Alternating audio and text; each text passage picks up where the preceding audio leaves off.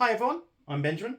This is my book club, and today we're going to be talking about Revelation Space by Alastair Reynolds, and trying to answer the question, why did this book take me 3 attempts?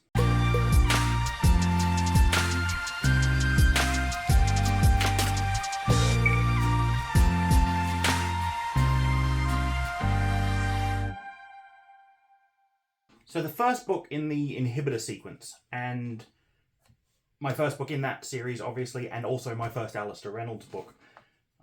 I've got this nice Sci-Fi Masterworks version, which I really like the spines of these versions. As I said, this book took me 3 attempts. And now that I finished it, I struggle to figure out why. I really enjoyed it. I do know the first time I tried to read it, we were going through a house move, so that might have been part of it, and just I was put off by the length of it and how kind of long it took Alastair Reynolds to say anything, at least at the beginning is the feeling I got. So I got about 100 pages in and then it ended up DNF'ing it in favour of something a bit shorter and snappier. And then the second time, I was on a business trip and I tried to listen to it in audiobook form. And again, I got about 100 pages in or so, the equivalent, and dropped right off it again.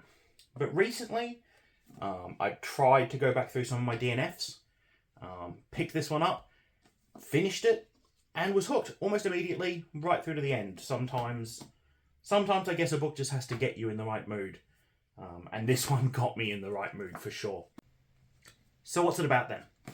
Reynolds has come up with this universe where humanity has spread out among the stars, but we still don't have faster-than-light transport or faster-than-light communication. Everything still moves below light speed. So you've got planets that can't talk to each other except on 20-year delays. You've got people that need to move between these planets having to be put into cryogenic sleep for these journeys. And in this world, we have our 3 main characters. The first character we're introduced to is Sylvester, he's an archaeologist, scientist, sort of Renaissance man,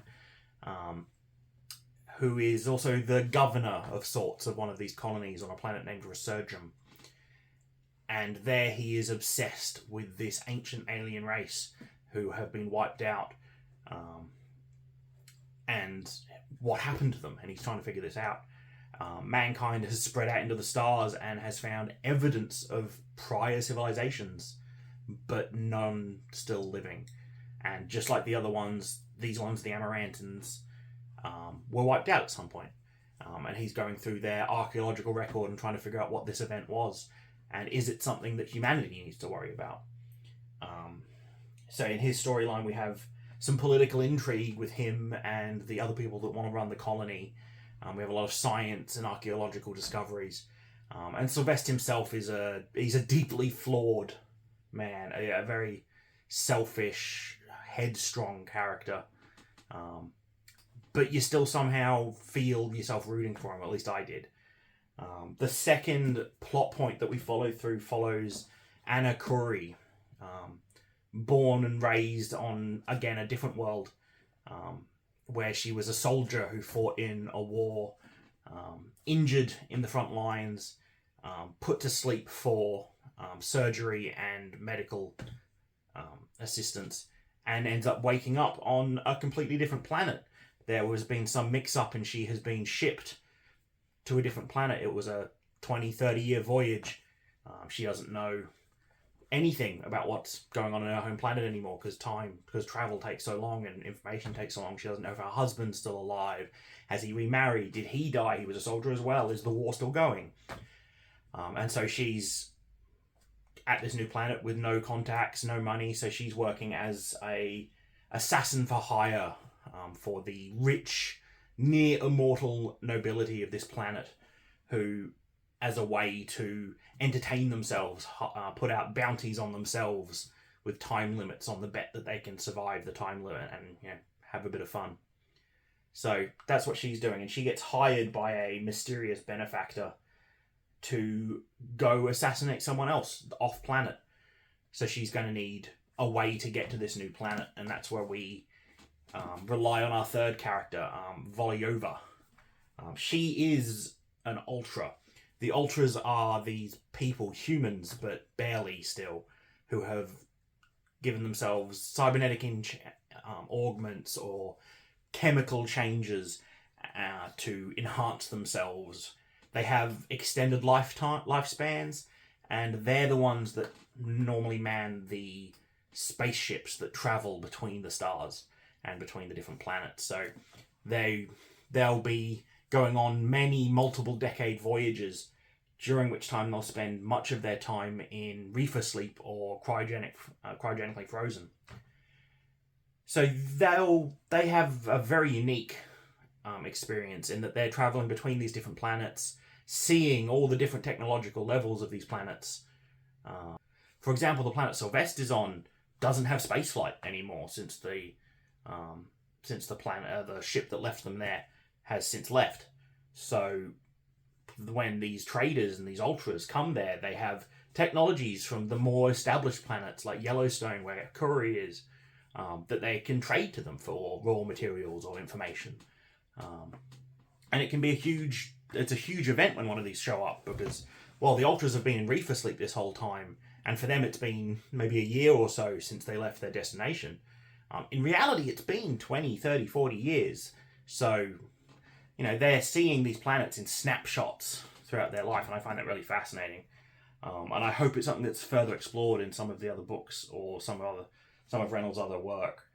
And then, while not a character, it's one of the things that captured me the most, and almost a character unto itself, is the ship that Voliover is a part of. Now it's run by the triumvirate aboard the ship, the 3 high-ranking officers, of which Voliover is one of them. And they have their own motivations and their own reasons for travelling between the stars. And the ship itself is exceptionally old. It needs more crew than it has. Many parts of the ship are just completely unused. Lots of the ship is just in vacuum, isn't populated, doesn't have air, doesn't have warming or heat. Parts of the ship are almost frozen by space.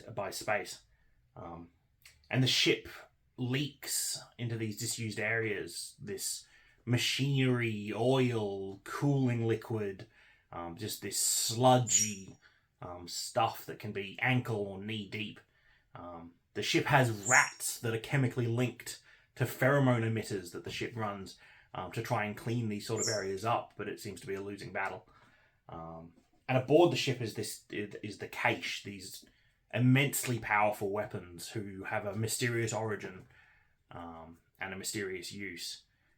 So obviously these 3 storylines end up linking together. And each storyline is fantastic. I love all the characters. Anna and Voliover are some really strong, powerful female characters. Sylvester is a stubborn dick, but somehow I still end up rooting for him. And they've all got their own motivations, and their actions make sense, which is, I think, important. And in the end, it all comes together in an ending which I found climactic and a real page turner, and very satisfying as well. I often worry with these big series that you're going to read this 600-page book, and then at the end it's not going to end because it's part 1 of 3. But no, if this was the only book in this series you read, I think you'd be happy. I think it comes to a satisfying ending. There's obviously room for the next books to move on, and I hope they do. And yeah, but the ending itself in this one is great. There are a few criticisms I have of the book. I think it might be a tad long. Reynolds' attention to detail in some of the descriptions and some of the prose is a bit long-winded and maybe unnecessary. At nearly 600 pages, you could read 2 smaller novels in that time, and is this twice as good as those novels? Maybe. It might be. But it is just a bit long. Especially daunting when you know that it's book 1 of 3. So, this isn't even a third of the whole size of the series. And then the other thing is common, I find, in a lot of these multi-characters, multiple plot books, especially where there's like a mystery at the core, is there's several scenes where one of the characters will discover something that we don't see as the audience, and then we'll go on to describe that to another character. And we won't see that conversation either. So at the end of the chapter, you end up with two characters that now have very important information that we don't have as the reader. And by the end of this book, it seems that every character has all of the information that we just were never shared at some point. And it just kind of annoys me when all the characters we're following and whose viewpoint we're in have this information and they're acting on information that we, the reader, have never been exposed to. I don't think it would have lessened the ending of this book if some of those conversations were just in the book. I won't give any spoilers, but there are a few conversations I think would have really benefited if I'd known what was going on, getting a bit deeper into it. But that's about it. I can't believe it took me 3 tries to get through this book. I'm not sure how high it would be on a list of top sci-fi books of mine, but it would probably be, it's in the contention. I really enjoyed it.